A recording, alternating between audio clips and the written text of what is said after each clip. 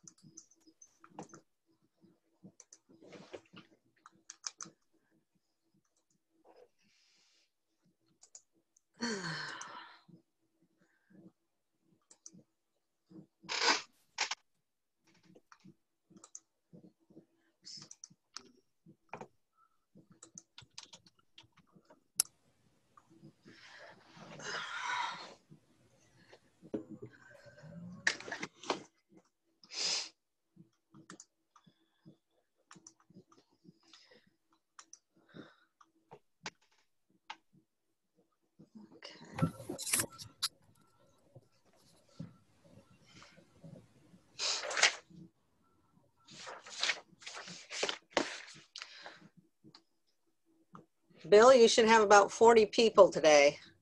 Okay. I think my screen's big enough for that. I think so, yeah. Now, we're recording this for the website and for those who missed. Does anybody have an issue with that? No. Okay. I'm fine. Okay, our last meeting we did, unfortunately.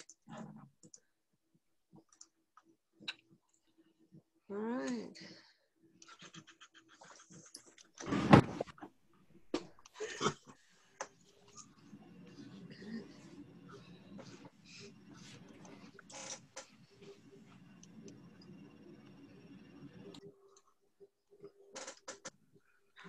We got 23 out of 40 so far. Oh, some more coming in. Hi, Carol. Who is it? Hi, Liz.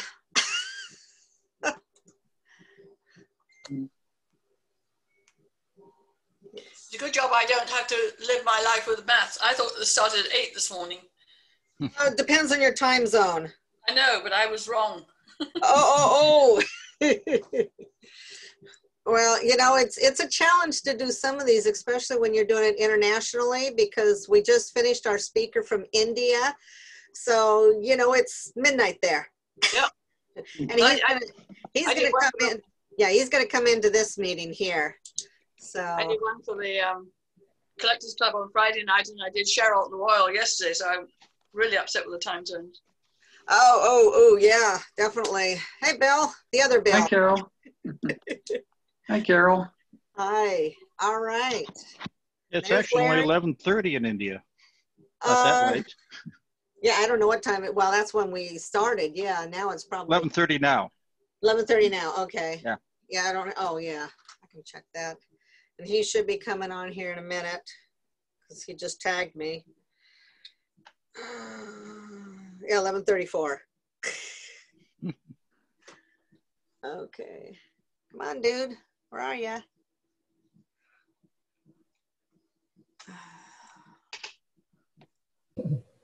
All right. Oops. Looks like there's somebody coming by phone. Yeah, I did get him. Yeah, he's been approved to come in.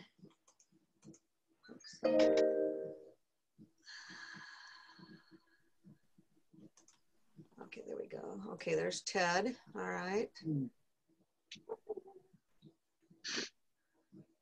Okay, Larry, how's it going down there in Medford? Well, it's smoky, but from what the news says, it's smoke coming from Siberia, of all places.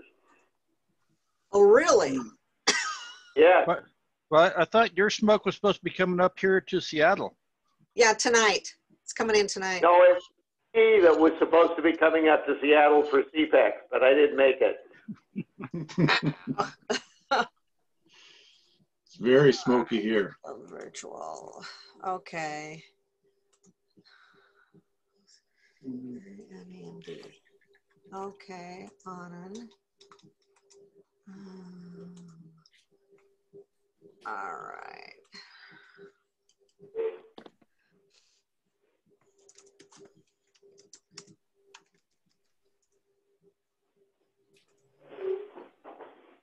Okay.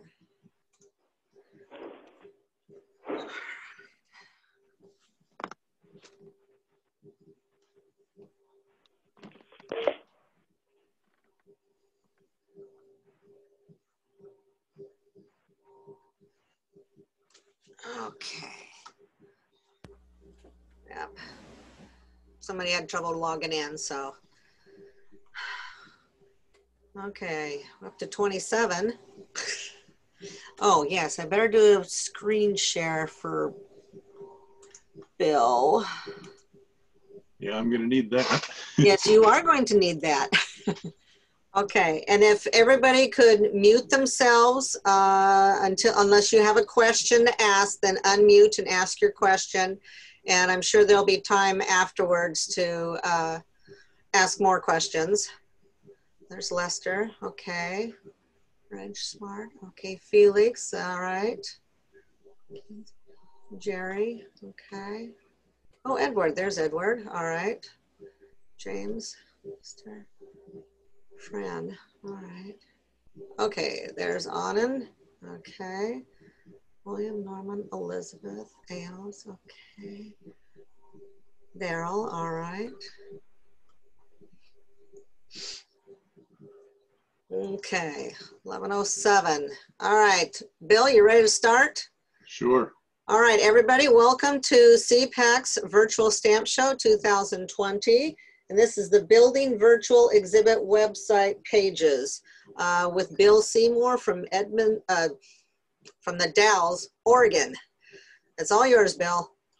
Okay, thank you. Let me go ahead and share my screen because we're going to be using that pretty much all the way through this.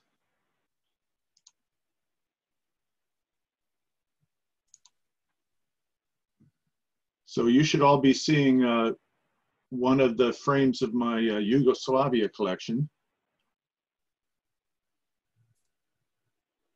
And that's kind of what got me started on the method I used for the SEAPEX site is my personal collection site, where when you go to one of the pages and click on one of the images, you get that particular item up. So we'll go through the process of creating both the pages and the frames as we did for Seattle. First thing you do is you're going to be starting with an image that the exhibitor has provided. So we'll pull one in here. This is a page from one of the exhibits at the SEAPEX site. The size of this image is really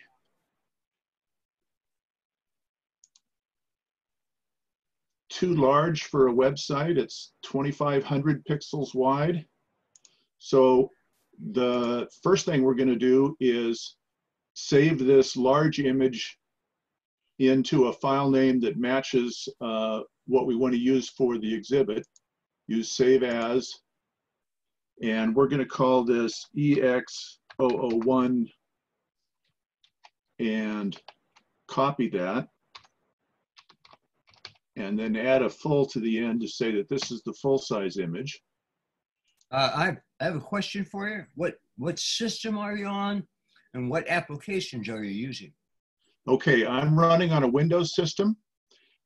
This particular application is called paint.net, and I have a link to the installable that I'll give you guys later. The application I use for the HTML editing is Expression Web from Microsoft, and again, I'll give you a link for that at the end of the meeting. The application I'm using to post stuff to the website is FileZilla, and I don't give you a link for that one, but it's pretty easy to come up with. So we've got the full image saved. We're now going to resize it to 800 pixels wide. Save that. resize it again to 200 pixels wide, save that with a small added to the file name. And then I'm going to go back to the original page and select, in this case, there's only one item on the page, so I only have to select one item, crop to that, save it with a .1 at the end. So now I've got all the image work I needed for this particular page set up and ready for me to publish to the web. I did that fairly quickly there because I wanted to show you how long it takes to build this particular type of page. You will find that you'll spend more time on these individual images than you will on just the pages themselves. But that's one of the big considerations we have in terms of building these web pages is how long it takes. I was averaging about 1.5 hours to 2 hours per frame. So now if I go to my editor, I have these new files that have been created. And then I have some example files that I'm going to be using as the templates for my HTML. So I'm going to open this example1.html, and I'm going to save it as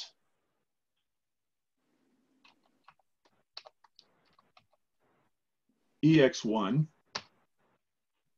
and then I'm going to switch to the code side. I have a title in here. You would edit the title to match the page, the frame that you're working on. I have links that go up to the exhibits page and on to the next frame. Because my frame is EX1, I need to change this WSA, and I can do that with a search and replace WSA to EX, and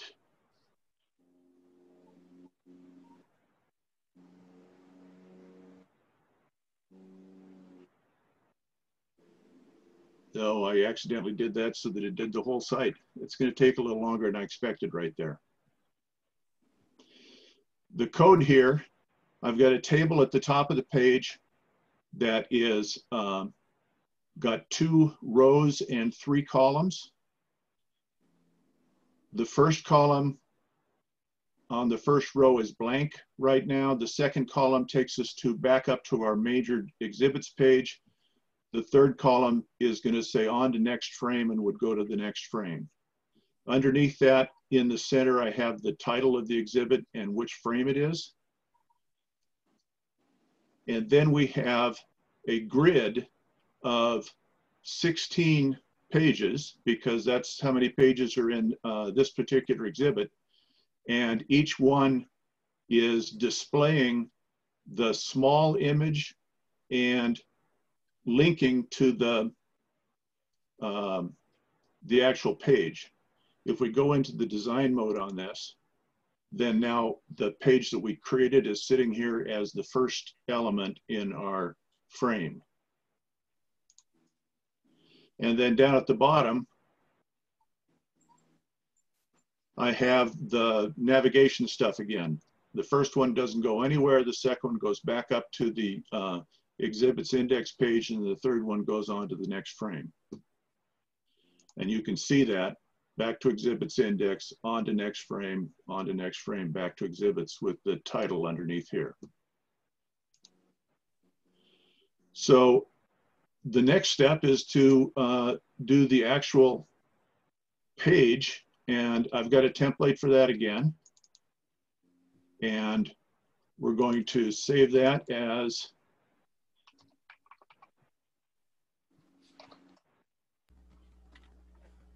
I use 3 digits on this because a 10 frame exhibit is going to have 160 pages. So you need to have 3 digits to be able to cover it. So it's easier just to start with 3 digits and use that period.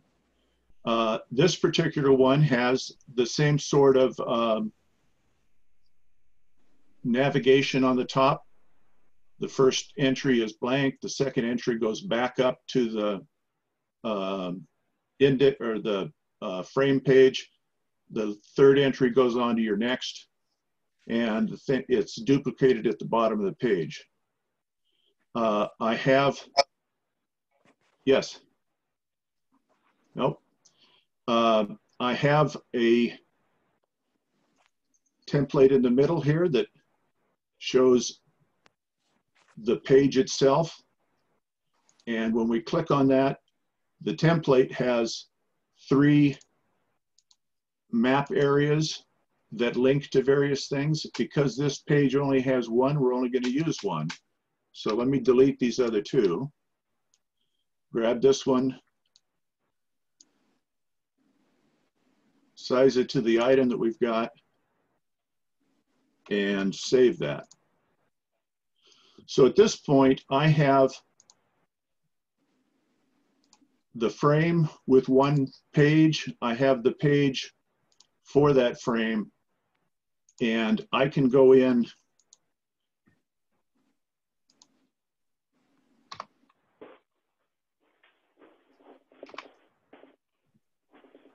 catch this up and take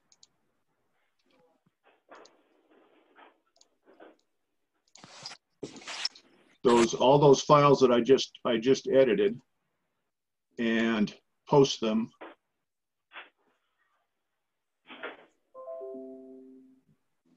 And then I go into the website. I've already got the frame up, so let me just refresh that.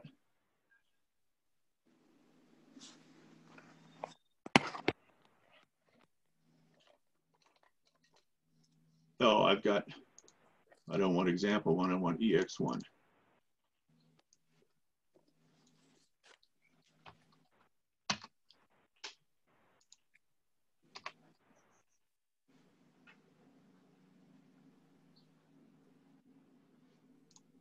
Did I miss something on this one?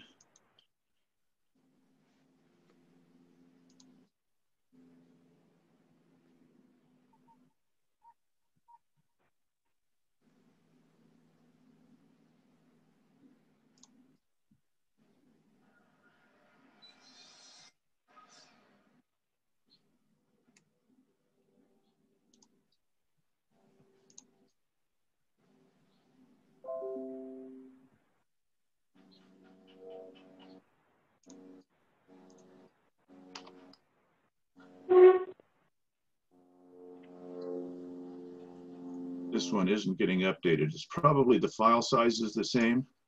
So let me just force these 2.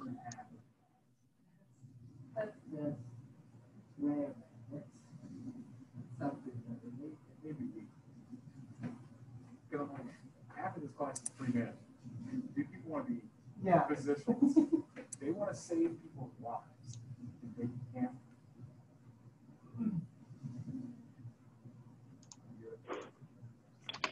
I don't think I've ever been that bad of a student. I've never been the greatest student. Yeah. I've never been that bad. Oh, I see what's wrong. I forgot to actually save that. Well,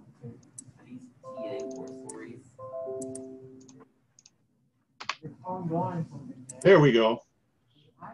So now we have the first page of the first frame. When I click on that page, I get the full first page. When I click on the item on that page,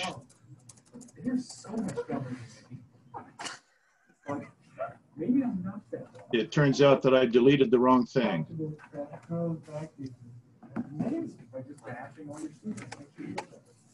When I ITA'd for Dr. Della,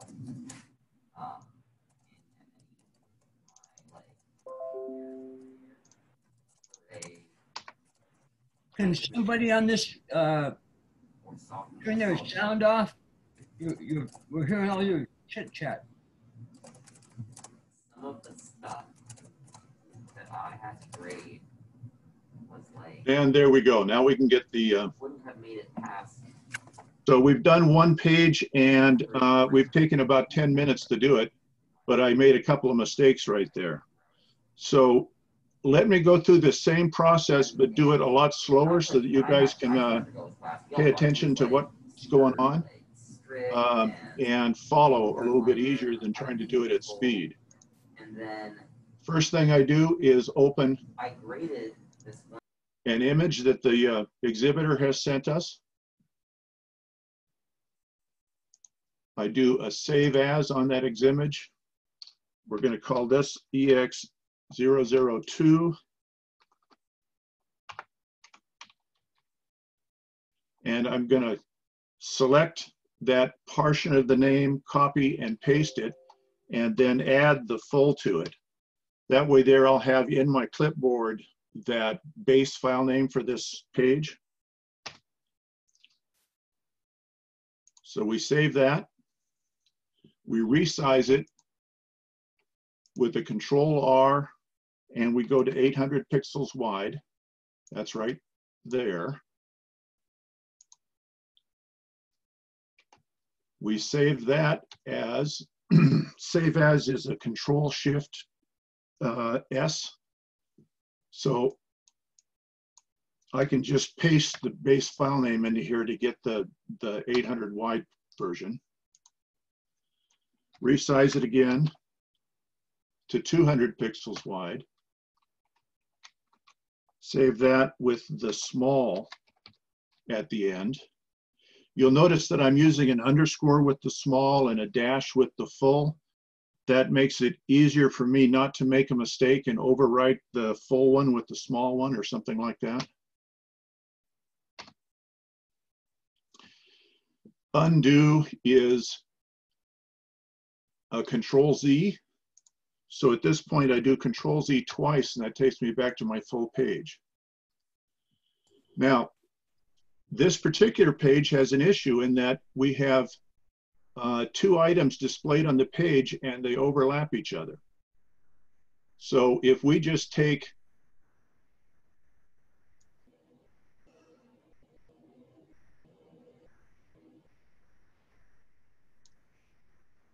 that image, we're getting both the front of the cover plus part of the back of the cover. What I do at that point is I delete the portion that's not part of this item, and then I can save this as my .1. But you'll notice that it's not a nice rectangle. We've got this big chunk taken out of it. So when we go to building the map area so that when you click on it, you get this portion rather than the other portion, we will have to do some adjustments. So back to here, now I can take my second item.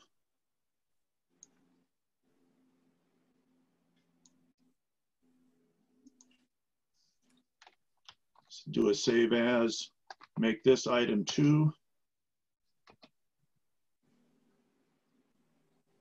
And we're done with the images for this second page. We'll now take the first page, do a save as the second page, and now we're going to make some changes to the navigation.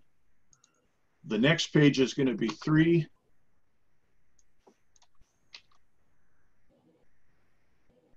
The current page, or the previous page, is 1, and we change this name to previous. Capture that, scroll down to the bottom, change it there, change this one to 3, and then our images are all going to be 2s.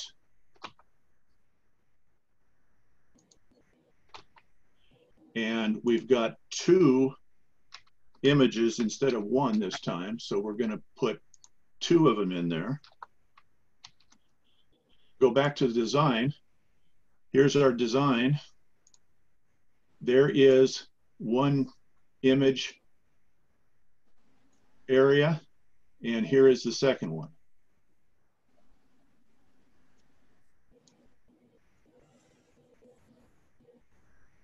Put those in place and resize them to fit.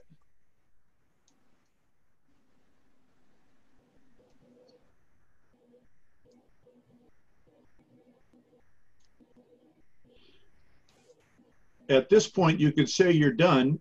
Somebody clicks here, they're going to get this image that I'm hovering over. If someone clicks here, they're going to get this image I'm hovering over. But if someone clicks here, we don't know what they're going to get. They might get this one and they might get this one. So the change we're going to do to this is we're going to take this portion, which is, if you look at the bottom left corner, if you can see it, it says EX002.1. So this is image number 1 there. We're going to go to the code for that, and we're going to change it from a rectangle to a polygon. That allows us to have more than 4 corners to an item. Rectangles, they use the upper left corner and the lower right corner. Polygons, you have to tell it all the corners. So I'm going to add to this 40, 40, 50, 50, 60, 60, 1, 2, 3, 4, 5, 70, 70.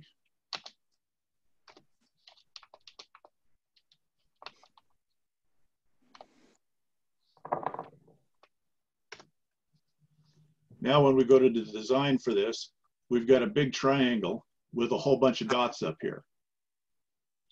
So this one is, this dot right here is in the right position. This one is the next one. It goes here. Now, this is the next one. It goes here.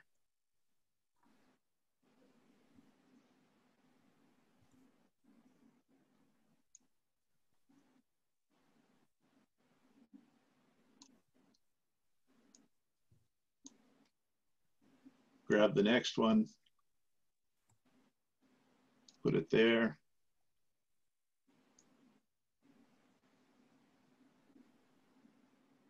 Put the next one there, and then the last one there. So now just that area is linked to the first image that we've saved, and this is the second one. And our code now has lots of numbers in there that aren't.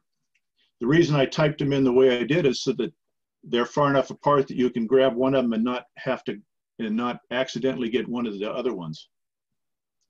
So we go back, refresh this page. We've got 2. We now have 1, 2, 3, 4, 5. Exhibit 2 things or example 2 things, upload those.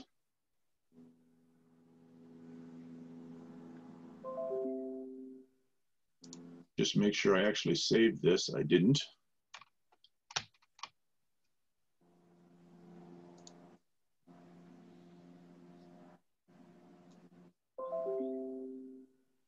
And now we can go back to the web and say, let's look at the next page. And there's our next page. If we click on this one, even in the area where the overlap is, we get that image. When we click on this one, we get this image. We go back up to the main page, and now we've got 2 pages in our frame. And we're ready to move on to the next. So what I tried to do is pick pages for my examples that are a little bit more complex. So this one is an actual virtual page in that the exhibitor has created the page in a layout program like Publisher or Word or something like that, and then populated it with scans of their items rather than the items themselves. The other thing that's complex about this one is it's got some round things. And so let's go through the process on this one, just like we did on the rest of them. We're going to do a save as. We're going to call it EX003. Copy and paste that, add the full to the end. Resize to 800 wide. Save as 3 without the exclamation, resize to 200 wide, save, add the small to the end, back up and start grabbing images. And you can see here that the exhibitor has done just exactly this. They've grabbed the image very, very tightly. You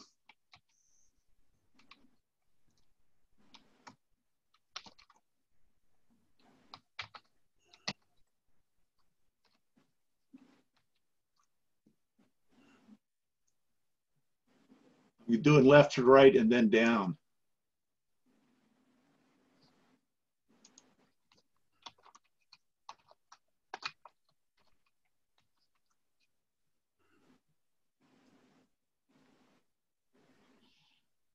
Now, if I wanted to, I could grab this just like this with a square, or I can change view.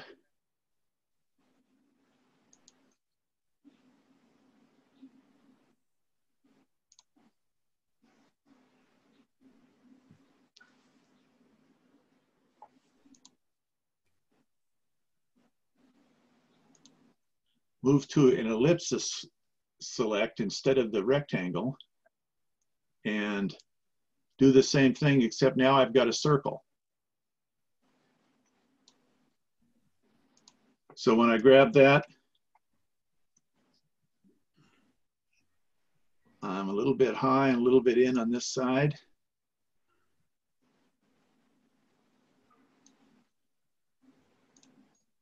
So there we go.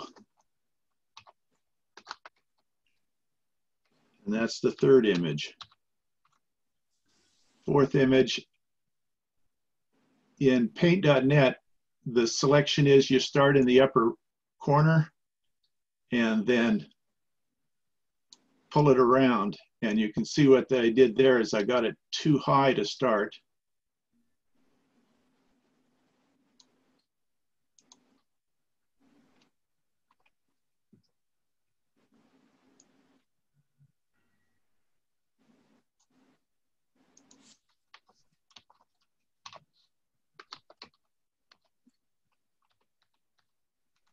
And then I go back to my rectangle select, and I can get this series of proofs as one item.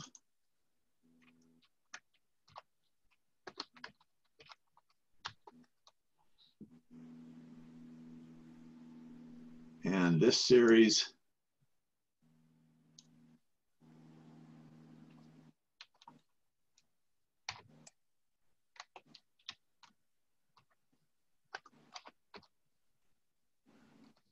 and you'll see that what the exhibitor has done is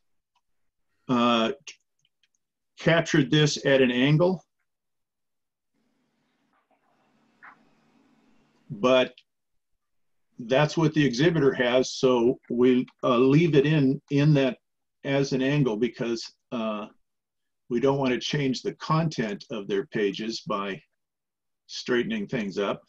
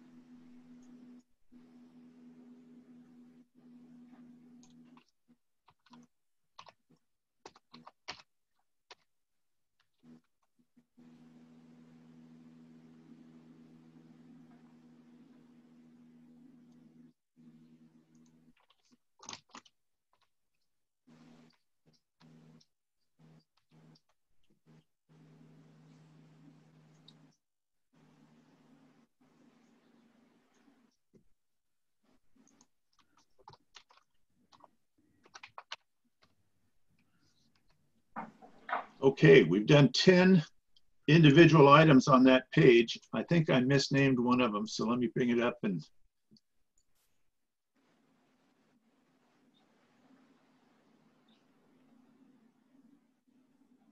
yeah, this one here, I was trying to name it 6 and I fat fingered it and got a 67 instead. You can also, it's handy to have a File Explorer page up that shows everything. So if you forget which order you did the items, you can add them in. So we go back to the editor. We take this last page we did, we're going to save it as 3.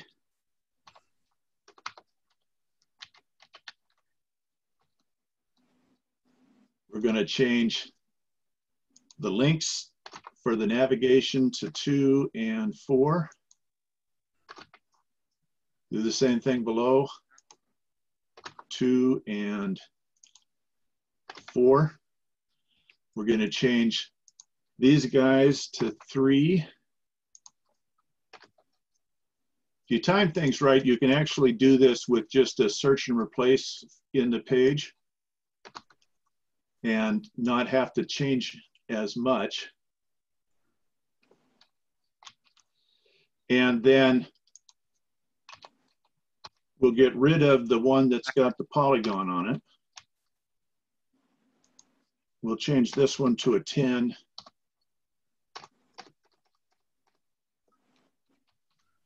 And jump back to the design. So I've got one big one right here. If I grab that and resize it to fit my last item, then I can copy and paste all the rest of them on, and they'll be stacked so that number 1 will be the top and number 10 will be the bottom. So we go back to code, we select number 10, paste it, change the 10 to a 9, copy that 1, 2, 3, 4, 5, 6, 7, 8, 9 times, and then just walk up your edit with your cursor keys, and you've now got 10 items listed there. This one is number 1.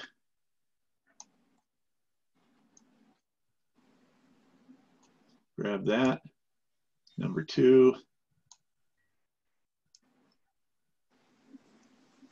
Grab that. Number 3.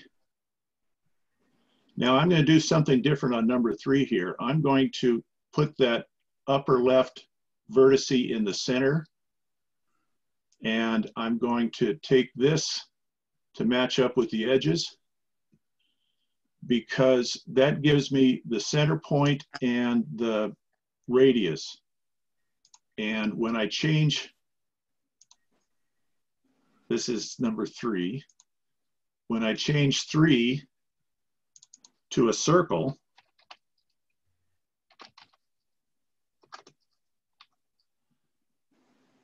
I know my radius is from, the center is 81,203, and the radius is from 81 to 137. So that's 56.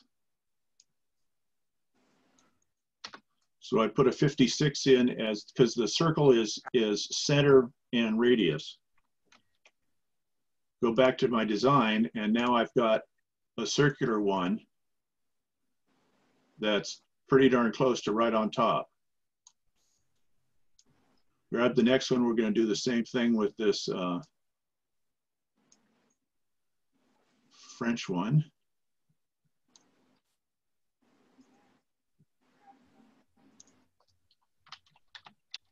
Circle.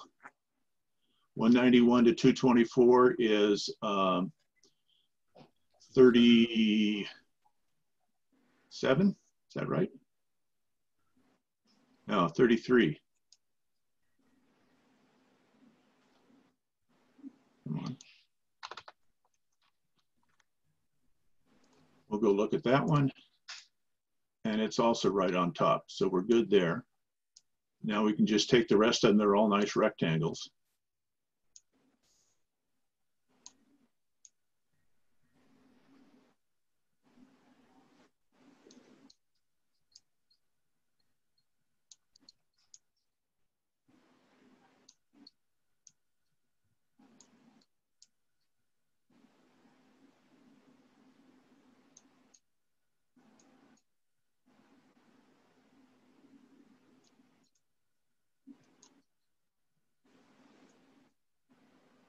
And then the last one is still here.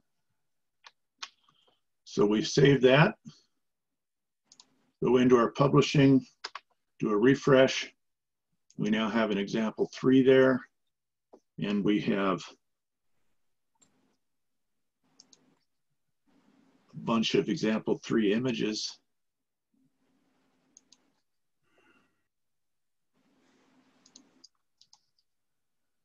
Upload all those.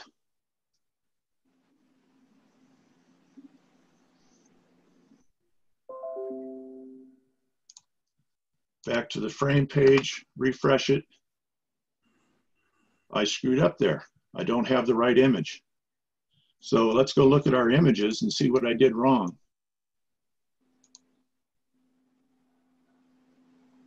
I have 2 of these images and I saved one of them over the top of my small.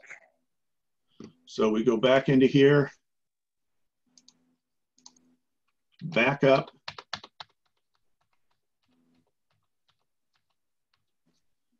Resize to 200. Save that as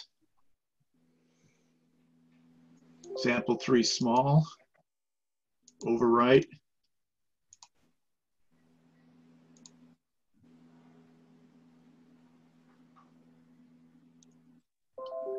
Publish that.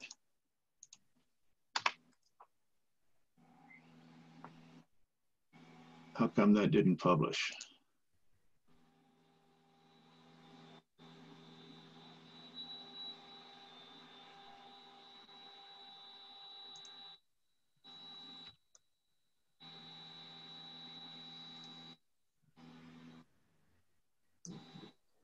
It's now showing the right thing here. You have to refresh on the page? Maybe. It's a smaller image.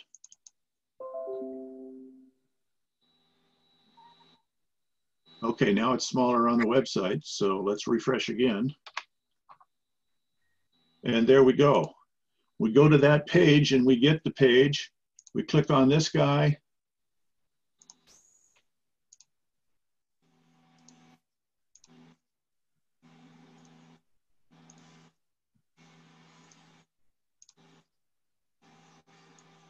Now, one thing our template gives us is when you click on something that isn't an item on the page, it should give you a blow up of the whole page.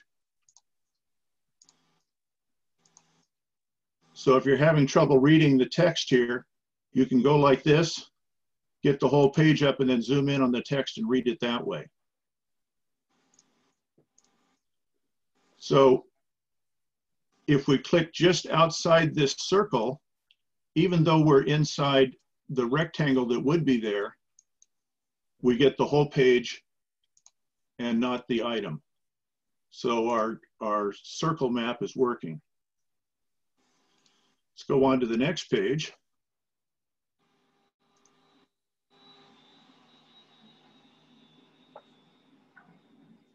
Here we have a page that has one item on it, and the item itself is circular. But the item has these little divots that stick out. So you could, if you had all the time in the world, you could do this one and make it a polygon that has a straight line where that curve is and then jogs out and jogs back in all the way around. Or you could do the whole thing as just one big circle. And when I put this one up, I chose to do it all as one big circle. You'll also notice that the exhibitor has scanned it in such a way that the top of the page is partially obstructed. It's got that line.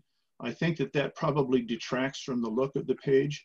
And so what I'm going to do is I'm going to select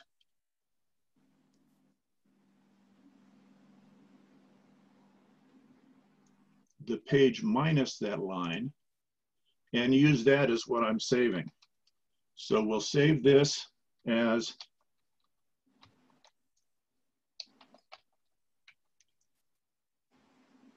example 004. Copy that, add the full to it, resize to 800, save it, resize to 200, save it with the small, go back to full size, pick our circle tool again, and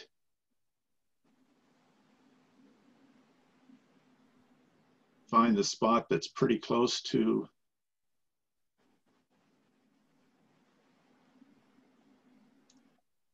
not close enough.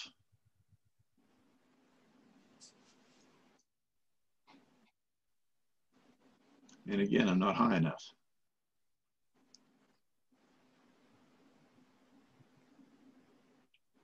And there we go. I think that's got pretty much everything. We crop that, save it as our .1. And we're done with the imaging for that page. Go back to the web editor, take this guy, save him as 4.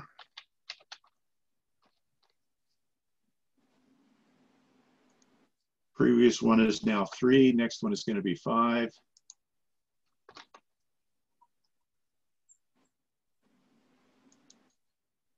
Three, 5. We're only going to be using one circle on this one, and I happen to have a circle from before. So I'm going to change this circle into a number 1. Go back to my design. Oops, I haven't changed the names of these. These are 4s.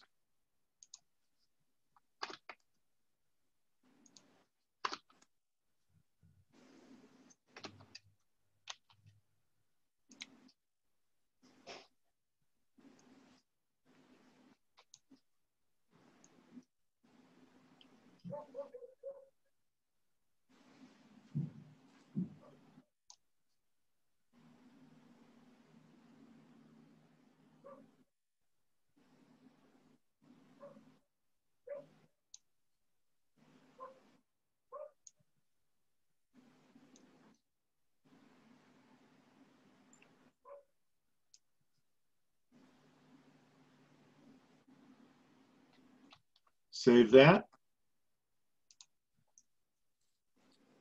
Refresh. Sample 4.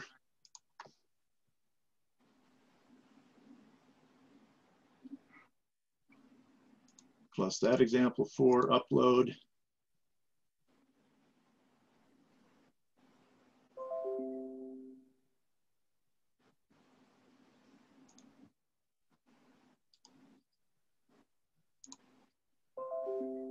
There we go.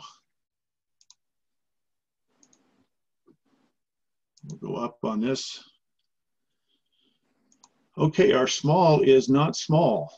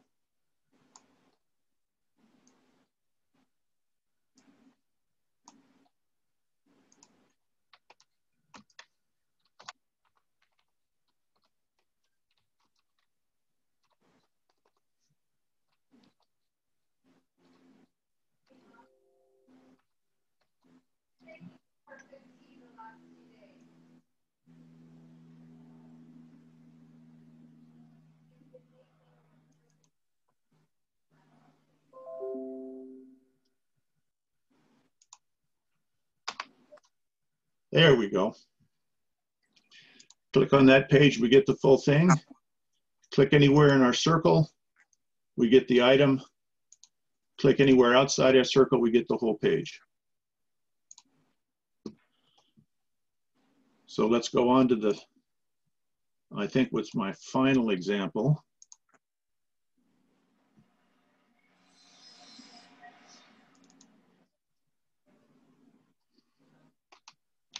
We're going to save this as example 5.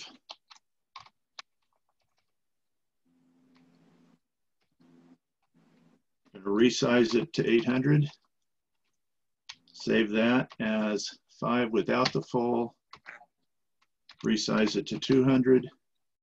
Save it as small. Back. Now, we got some issues on this one because the exhibitor was kind enough to be artistic and they turned everything crooked. So, our first item is this. I'm going to grab more than just the item itself, crop to that, and then I'm going to go in and to the layer section and do a rotate zoom. This allows me to rotate, let's see, turn it to the minus side.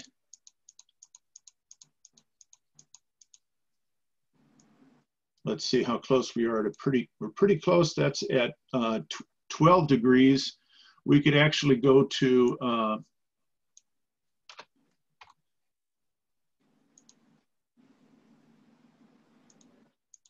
11.5, and we're really close to square with that.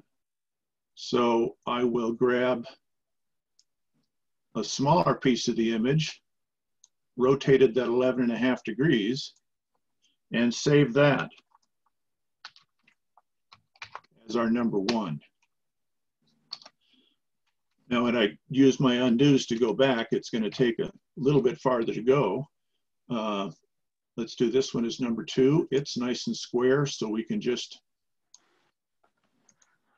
do the normal on it. This one's crooked. We'll take it, a big section of it. We'll say rotate zoom. This time we're going to be rotating it the other direction.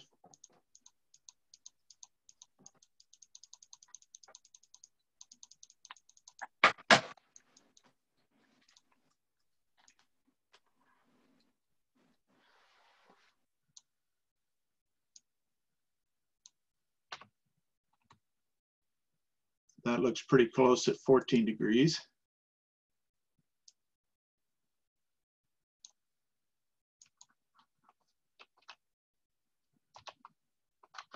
It's really amazing how just a very, very slight difference in the angle. You see this, you can see that that is not quite square.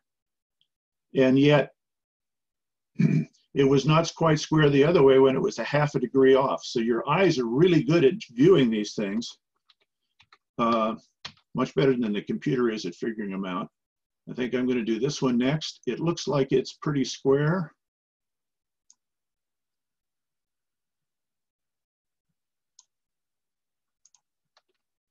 It's not. So I'll back up, grab a little bigger piece.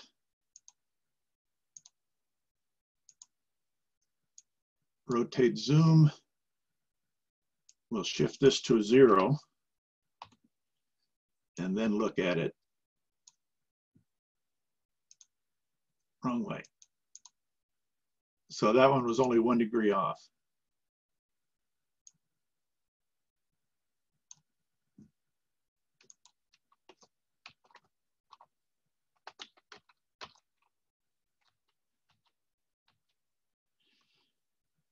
Now, we're getting pretty close to the end of the time, so I don't think I'm going to go through the rest of this page, but as you can see, you're pretty much going to be doing adjustments to the items on everything on the page.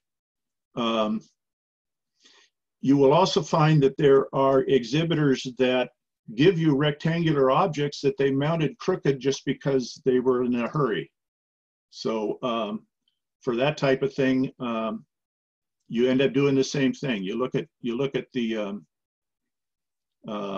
item as you crop it on the page, and if it's crooked enough to look crooked, you just turn it a little bit, unless it's obviously an item that's a parallelogram or in some other way isn't square.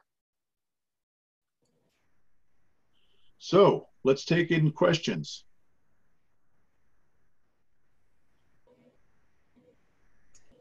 So if you have any questions, go ahead and unmute yourself and ask questions. But I believe we had one here.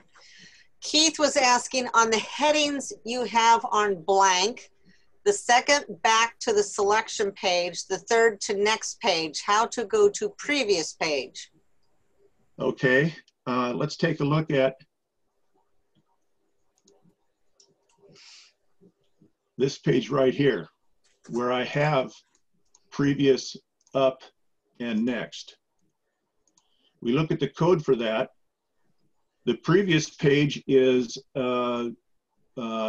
pointing at EX003. Now I'm using the SEAPEX navigation buttons that I created, so it's going to do the oval buttons in the real world, as we see here. But in the editor, when we look at them, they just look like a button.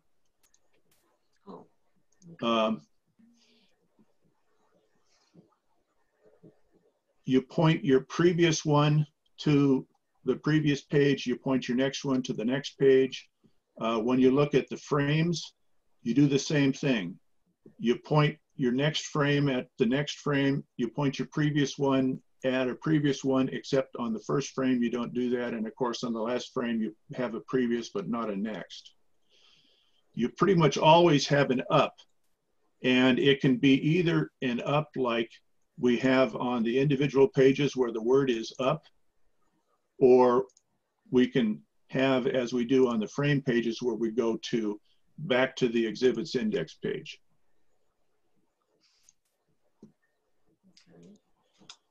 Next. All right. Liz. Just a quick question. If the whole point of cutting each image out of each page is to allow you to zoom in on each of those items, correct? It's allowing you to zoom in on the items without having to scroll around the large page. You'll notice that when we look at the large page, let me bring up that page here. When we look at the large page, it resizes to fit your screen, which can make it actually harder to read. So if we're trying to read this text in here, we have to zoom in on this text. And now we can see it.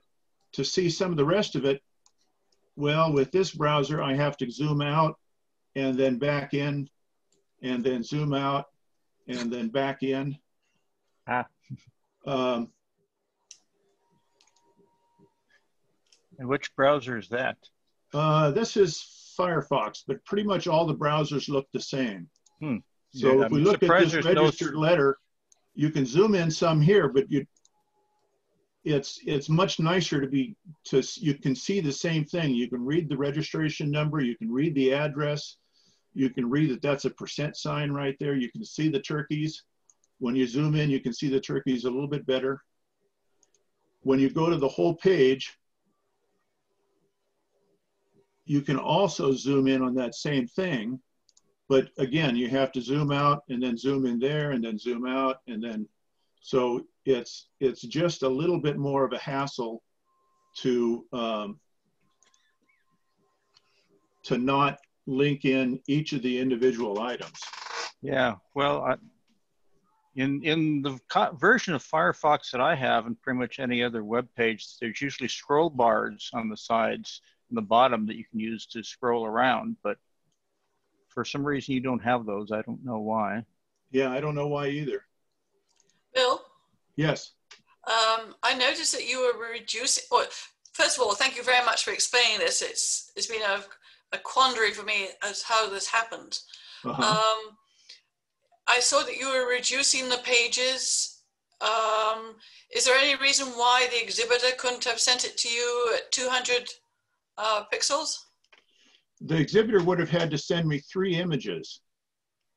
because there's a 200 pixel image that we use in the frame. There's a 800 pixel wide image that we use in the page. And then there's the full size image that we use for this link. Okay. So it's actually easier for me if they send me just the big image and I size them down. Okay. What takes the time is the individual items.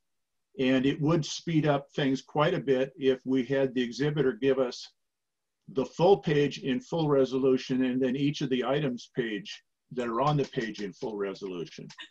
Dream on. I mean, yeah, I'm trying to sort of come up with a basic guidelines for people to how they copy their exhibits to send. Obviously, people like yourself who are doing the uploading are familiar with code and something which I would say the majority of the exhibitors aren't techie enough to do that. Right.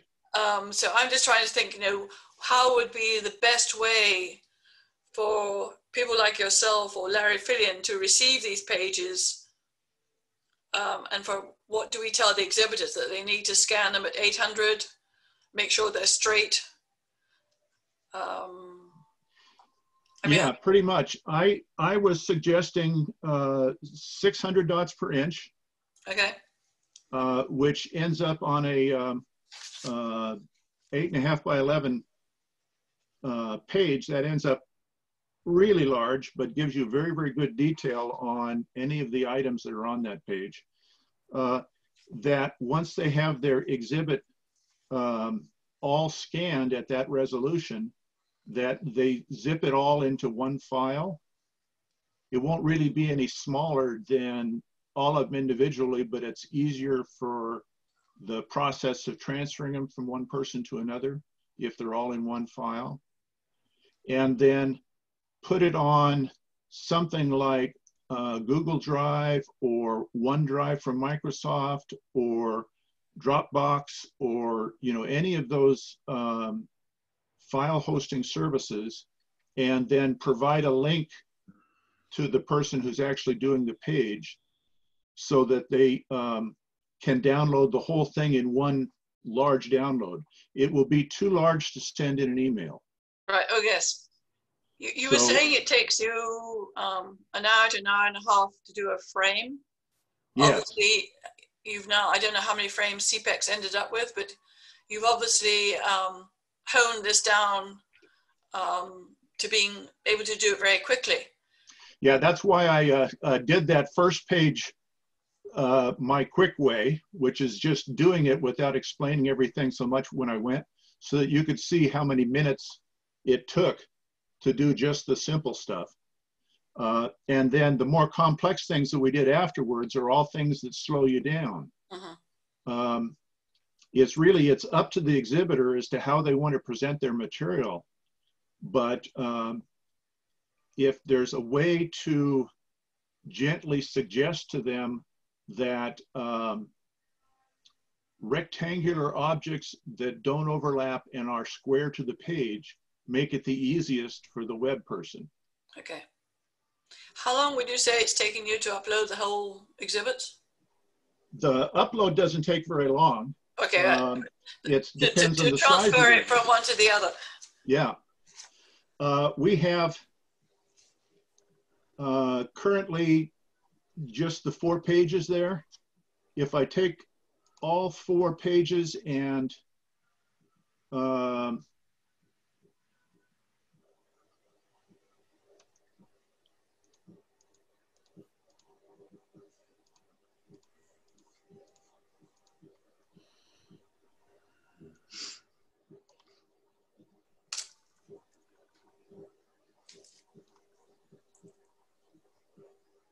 so we have 30 files there, and it's about 3.5 megabytes. If we say upload on that, I have cable connection. I need to change the add files to queue.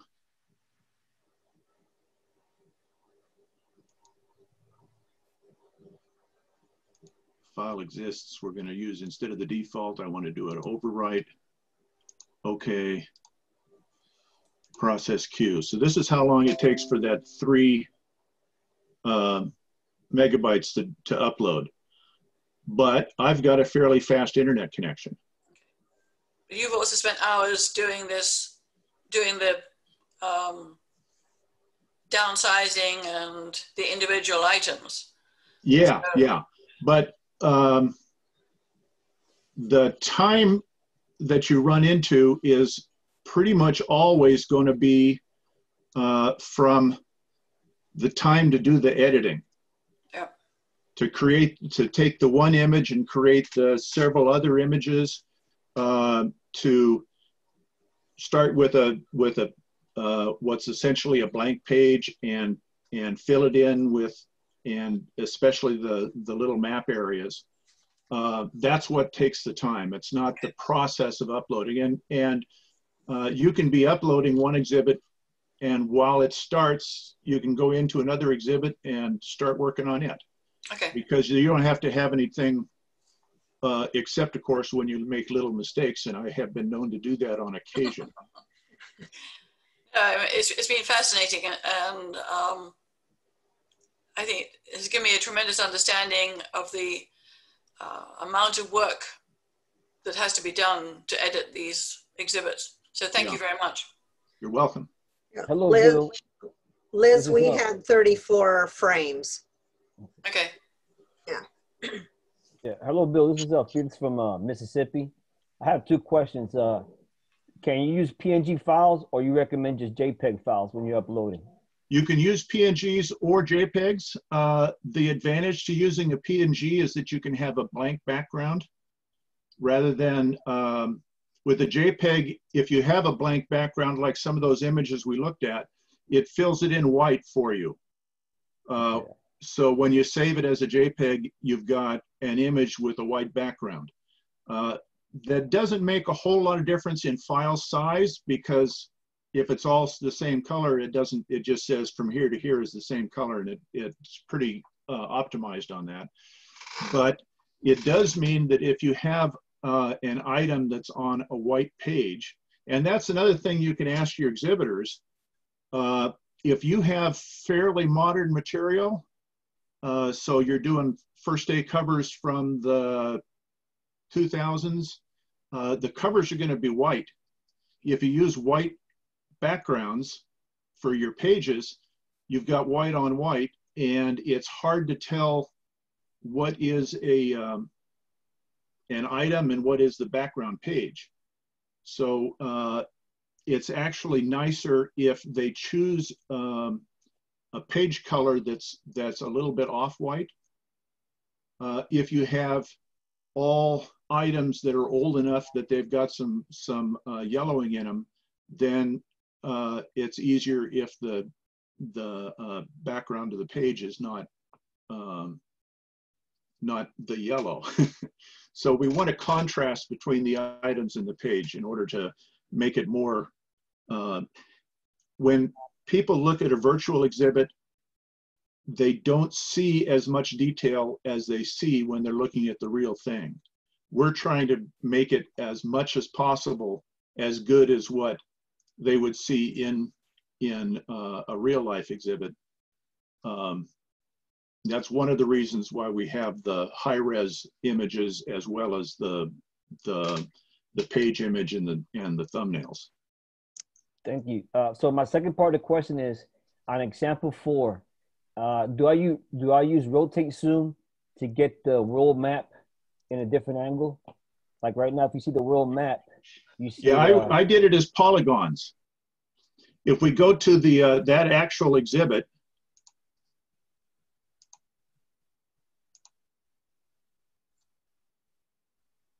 that was one of the single page exhibits.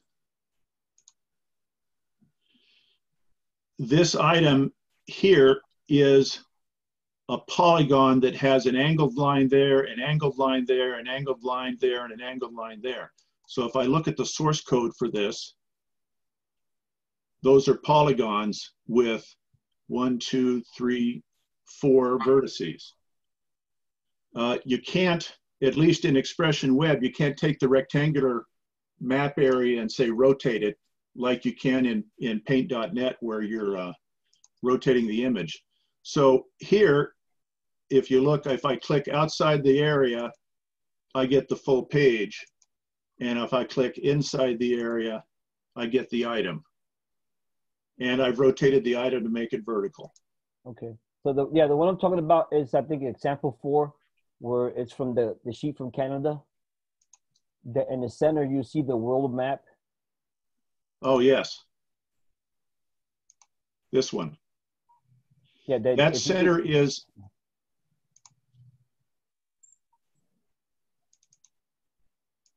a circle. Okay. And what I did on that one, if we remember that in example 3,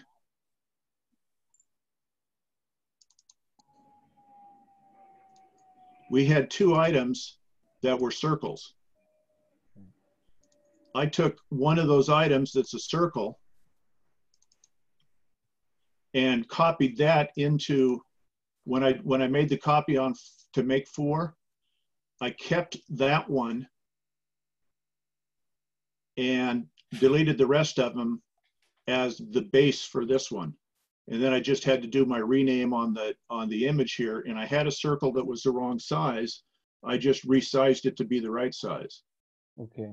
So my final question is, how do I rotate that circle so I can see that center, the world map? I can see South America in the right location when you look at that sheet.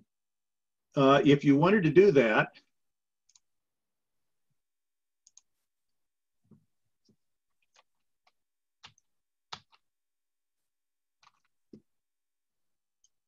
we'll take the circular select.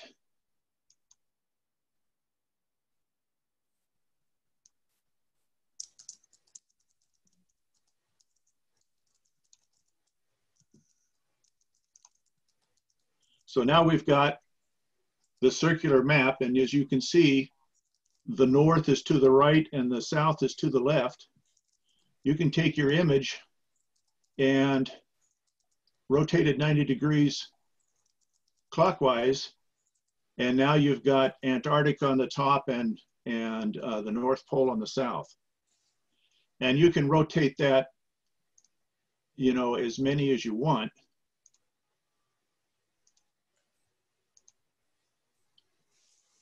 You can also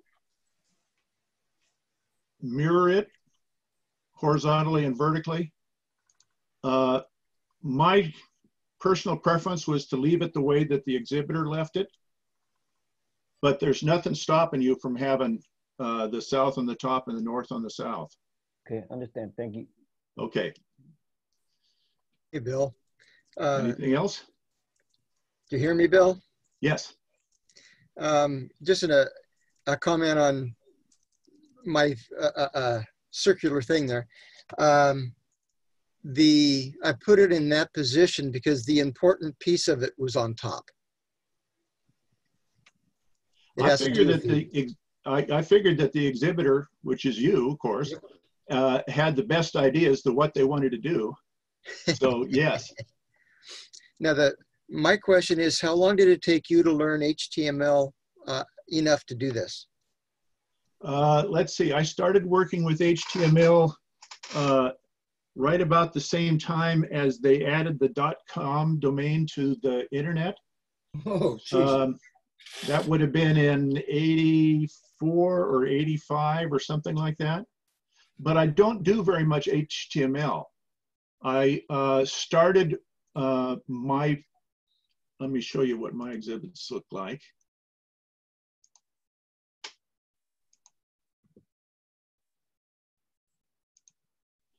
I have a bunch of my exhibits online like this.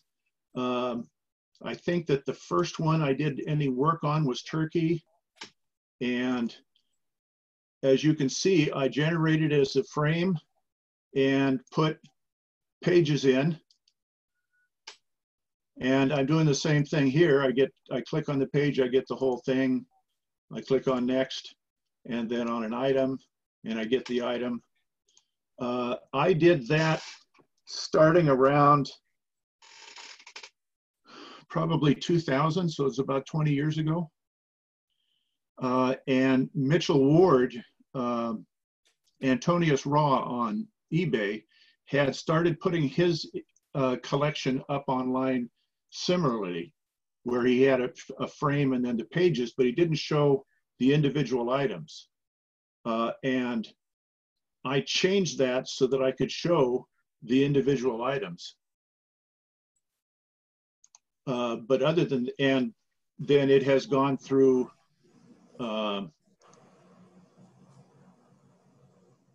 many, many iterations since then. I think the newest thing that's on here is Sweden. And if you look at my pages for Sweden, I put all the information about the stamps under the stamp and put the Scott and Fawcett numbers into the box. Those are changes to the way that I design the pages themselves, because they're all my pages are self-designed, although I cheat and use Scott's border. I started with the Bill Steiner pages from stampalbums.com and edit them to create the pages I use, and I use a lot more detail in the country than he does. So if we go into these 1855s, I don't have either the 3 skillings colors, the shades. The 4 skillings, I've got one of the shades. 6 skillings, none of them. 824, but that's kind of be to expected. Those are all expensive. Bill, Joan Harmer here. Mm-hmm. I'm with the Collectors Club and we're doing the one frame competition. And I'm not sure how you would handle double pages, like different size pages, the double pages, length horizontally or vertically. Do you have a suggestion for that? You bet.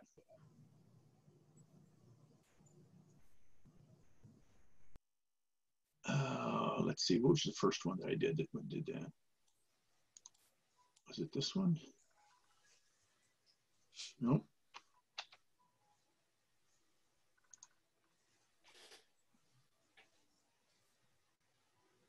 It's one of my few exhibits that doesn't have double pages. Yeah, I think I have to get to the 3rd frame. So that's what I did with the double pages.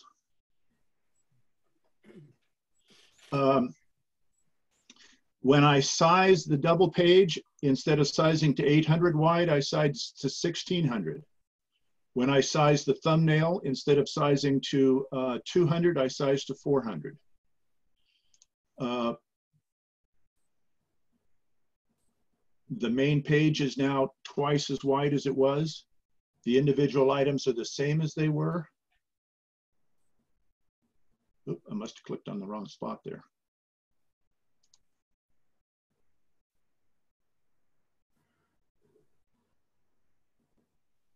And as you can see, George scanned this at a high enough resolution that you can even zoom in more on the Avenger. And by the way, when I'm zoomed in, I do have the positioning stuff. So you can tell that this Indicia's got roulettes, and these ones are perforated, and got a good idea what the size of the perforations are. They're very similar to the ones on the stamps themselves, and you can read the date and everything. And you recommend 600 DPI for the submissions themselves? Yes. We had 1 or 2 exhibits where they scanned at 300 DPI. And when you zoom in from this image, it doesn't get that much bigger with those. It goes up 30% or something like that. So if the reason you're zooming in is that you're trying to read text that's hard to read on the page scan, the 800 pixel wide one, at 300 dots per inch, it can still be difficult to read that text. So that's why I asked for 600. But I didn't force anybody to do that because it is a hassle to scan these, and most scanning software will default to 300. So they have to learn enough about the software to figure out how to change the resolution. Thank you very much. This has been wonderful. You're welcome. Any other questions? Yeah, we've got one here on chat. Let's see. Oh, is the HTML template available? Fran was asking that. Yeah.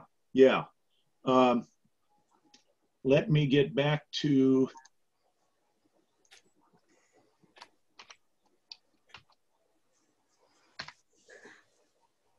if you go to seapexshow.org/web example, that's that address right there. And it may be case sensitive, and I've got the W and the E capitalized.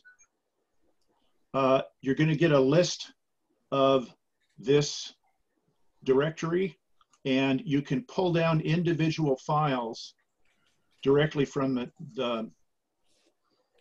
directly from here. There's also a web page on here called, where did I put it?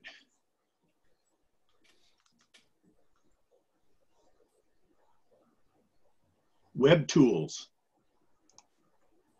Okay. When you bring that up, it has a link to a PDF that is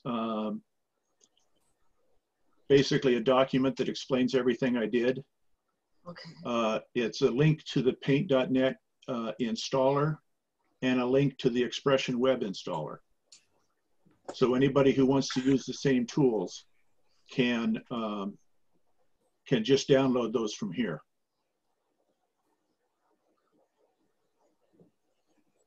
Thank you. The page you had showing at the end, how did you get that shadow effect on the right-hand side? Okay. Go to there. Let me open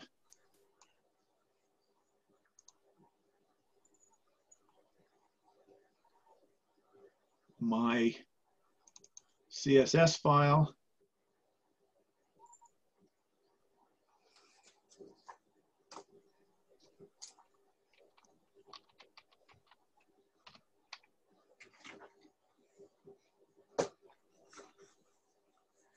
Oh, I started a search and forgot that it was set to the whole. It's called a drop shadow. And when this gets done looking at all the pages on my computer for the SEAPEX website, I'll be able to scroll down some more in here and actually find it. So could you do it on one side or two sides, or? You can do it all the way around. What I've got is the right side and the bottom. Okay. Because then it looks more like it's hovering over some sort of backdrop and giving you the shadow.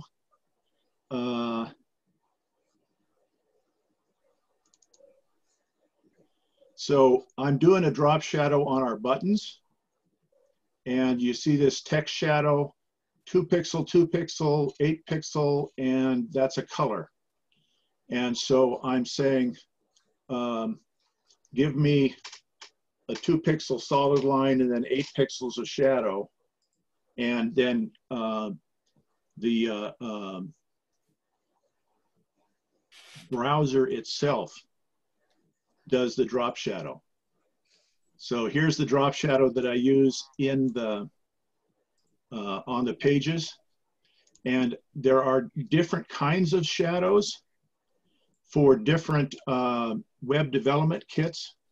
And so I have the standard box shadow, the Mozilla one, the WebKit one, and the KHTML one, so that it covers people that have old browsers that are using something else to show the shadow.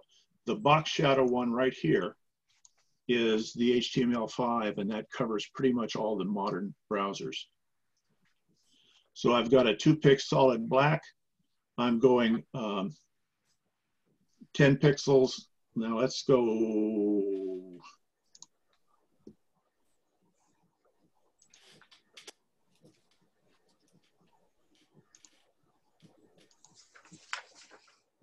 So that's what's giving us our fuzzies right there and right there. And you can see that it even calculates, you know, it basically says you're this far off the back page. That means that's how big the shadow is going to be. And then it does gradations here. You can also change the color of those.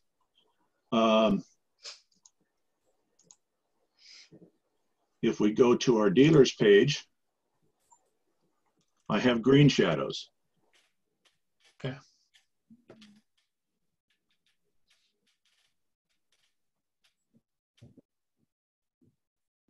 Okay, anything else? I do. Thank you so much, for my exhibit. It's a lot of work you have to do for square size pages. I had done my exhibit in publisher. What you suggest as an exhibitor, what care I should take so it will be less time for you, or it will be an easy job for you? The potential problem I see with designing a virtual website or a virtual exhibit that's actually virtual, such as yours, is that when we get to the point where they're judging those exhibits, I think that there are going to be different rules for exhibits that are wholly created virtual versus rules that are for exhibits that are being displayed virtually, but the exhibit itself is paper with items mounted on it. You can continue to use the same software. You just print it out with places to put your items, mount your items like you're going to be exhibiting them in a real physical exhibit, and then scan those pages. I believe that when they come up with a set of rules to define how a virtual exhibit is judged, they will have some sort of mechanism to deal with the potential of having an exhibitor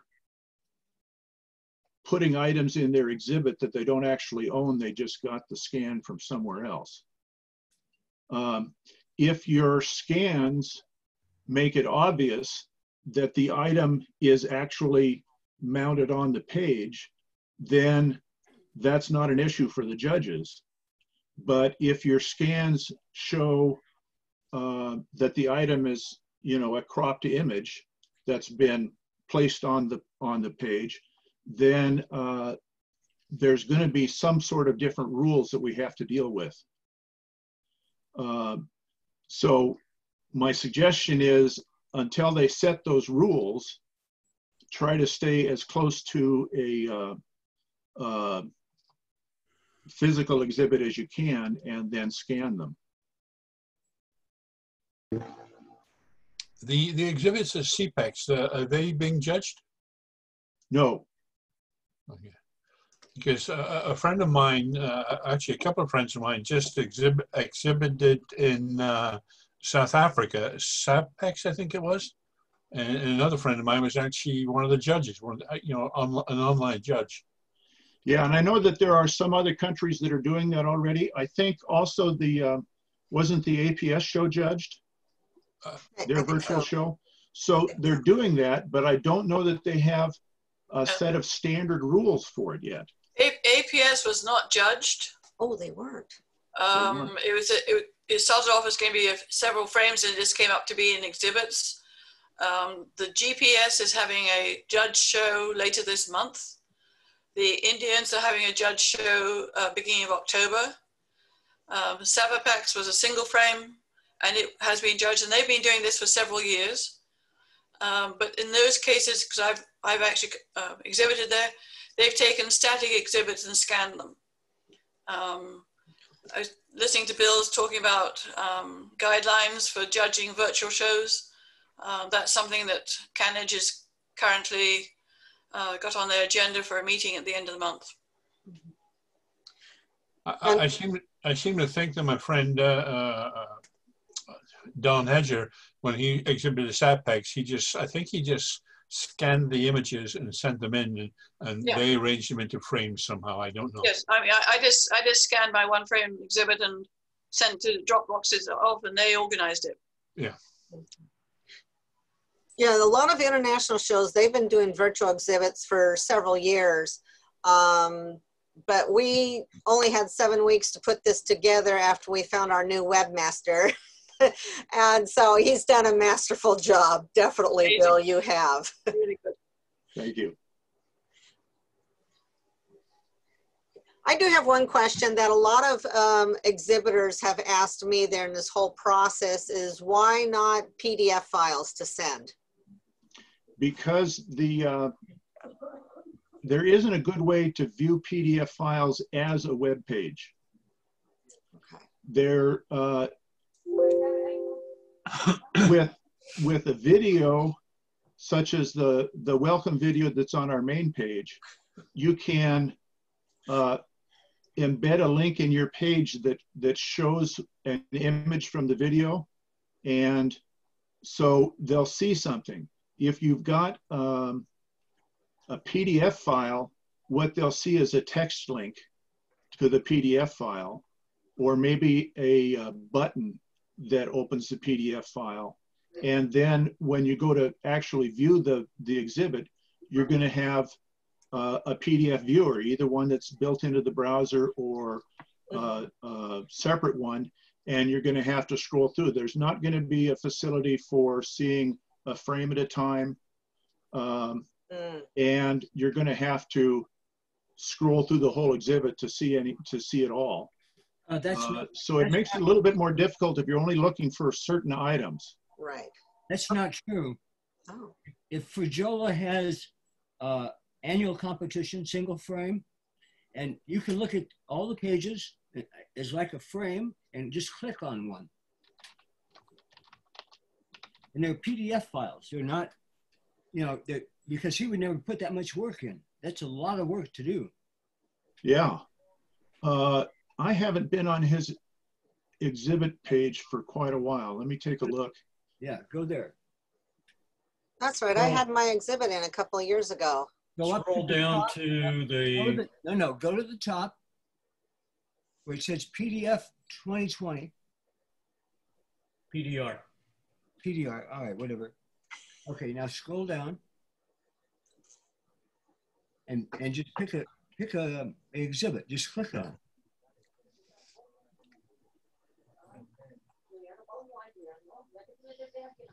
So let's take a look at what he's actually doing here.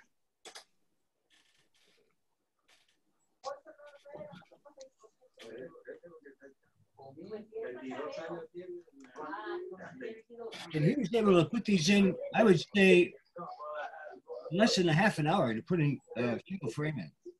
I'd say minutes, because I sent him one and he put it in right away. Because what I'm seeing here is this is the PDF file. And this is the image of the frame, but click the PDF file. Go back up, click that, and now you have you can look at each page. Yeah, but so what he's done is he's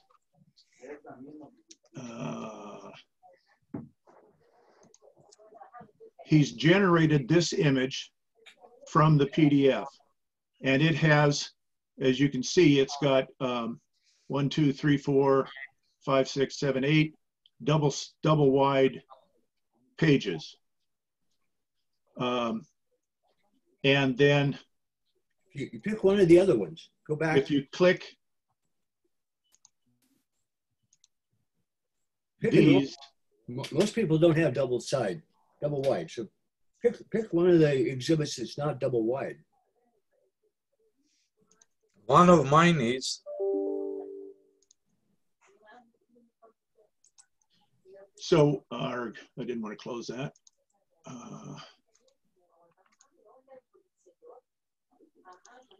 So at this point, he's got something that's very similar to mine. It just doesn't have the borders. He's got thumbnail images for each page. And if we look at just that image, it's a thumbnail image for that page. That actually opened on another screen. So let's go back in here. General. That is a 200 pixel wide thumbnail. When you click on that thumbnail,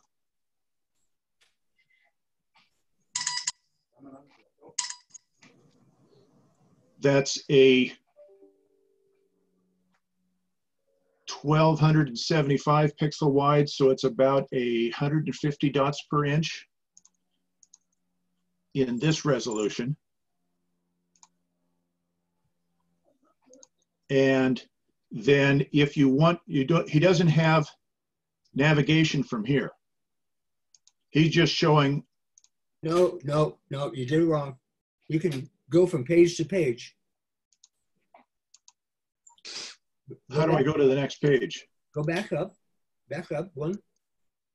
Go to the top of this frame, go up, and click where it says here.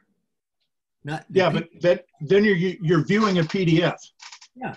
And what I was saying is that this is what the user who's on the website sees as the link to a PDF. These are links to images. This is very fast. Nobody's going to put in the work that you did in our 30 shows that we have, or over 30 shows. They're not going to do that. For the one or two guys that wants to look at that one particular stamp, they'll look at this, and if they want to look at something particular, they'll bring up a page. This is much easier, and the show will probably be able to do this. They're not going to be able to do what you're doing. Well, that's up to whoever is designing that particular one. Yours is very complex. You got to be a programmer of many years' experience to do that. Not just somebody, well, Jack, it's your job. He can't do it. I'm just wondering how AAP did it on their side. On Richard's side? AAPE, American Association of Philatelic Exhibitors. They have exhibits online, and it's very easy to look at. Whoop.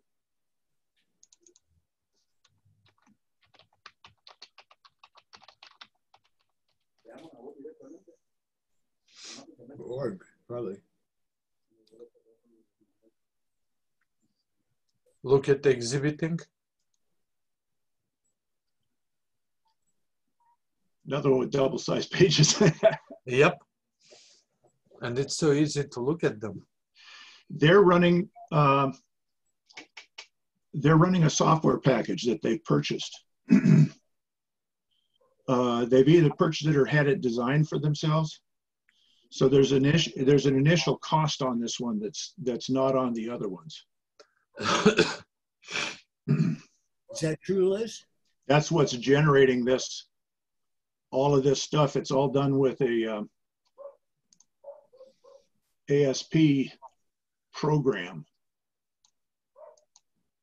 That's what that is. ASP is a Microsoft programming language for websites. And someone has programmed in the facilities for this one that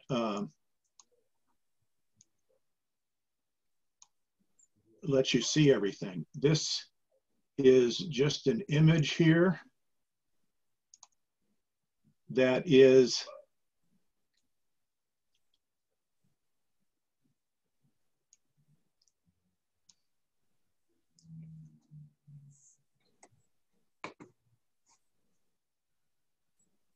they're hiding size. I don't see the size listed there.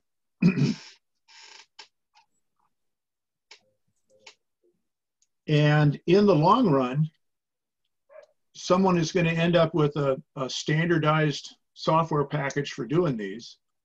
And it'll probably be something similar to what AAP is doing. If you look at the APS virtual exhibits, they're using a different software package, but it's done the same way. It's done with a software package that generates using probably a background database to generate what each of the pages looks like and the navigation for them. Possibly, but it's very, very easy to navigate and they're very easy to see everything. You can see the whole exhibit, you can see it frame by frame, you can see it page by page. Yes. It's the best way. Well, obviously there's several different ways to doing exhibit pages virtually. It's it's obvious that each show is going to have to pick and choose which way they can do it, whether it's afford a software package like this or have the time to do it like Bill or do it like Frank and less time. It'll be up to each one, and that'll be a challenge for Liz and her group to figure out how to write that kind of stuff up as guidelines. Right. Well, I have an idea. Maybe we can talk to AAPE and see if they can buy the license and license all the shows in the US to use this program. Well, they are looking for ideas for guidelines, so definitely contact Liz or anybody else and give them, offer them your ideas. Yeah. Yeah. Does the Royal have any Yeah, I'm sorry. If they get the multiple license, they can share it with all of us, and every show can pay like a little amount of it, like a small amount of money, and we'll have it done. I think it also depends on the server. If you're running Microsoft, that's one thing.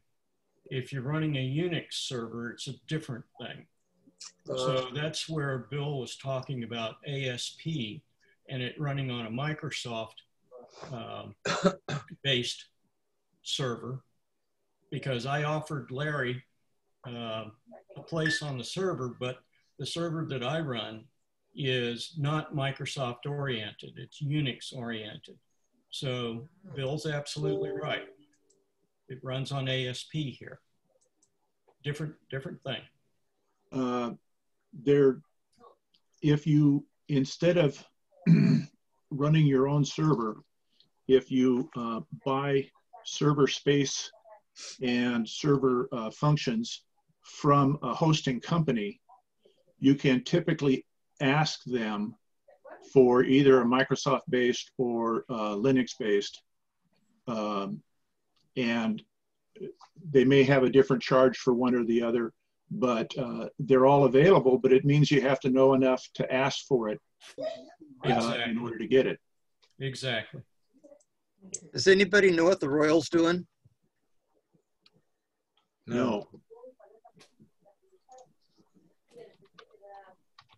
Hey, Bill, this is Felix from Mississippi. I still think you got the right approach, especially like for us younger collectors. So I'll turn 50 in October, so it's going to be more interactive, but I think it'd be a combination of what you're doing and adding a PDF file for those that want to see it the other way. Yeah. Okay. So it doesn't look like the Royal has collections.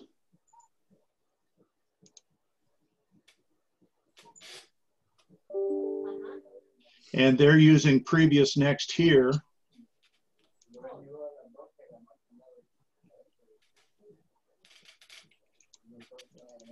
And it actually looks like their zoomed in piece is actually smaller than the website one. So they're not showing a frame view at all. Yeah. It's just showing page by page, nothing else. Yeah. And they've picked a highlight page, although it may be just that they've picked the first page. Okay, hate to interrupt the entertainment, but I've got to get ready to host the next one. So if people want to be in touch with Bill, are you willing to provide your email out there, Bill, or just have Hey, my email is at the bottom of almost every page on the site. That's very well true, it is. And yes, I'll answer questions via email and do everything I can to help other people getting their own systems up to be able to do this. Okay. All right. Great. Thank you, guys. Thank you for everything. Thank you very much for all your questions. We appreciate it. Bill, excellent presentation. I think you gave some good information for everybody. Okay. Yeah, really great. We'll see you all later. All right. Thank you. We'll see you. Bye. Bye-bye. Bye. Bye.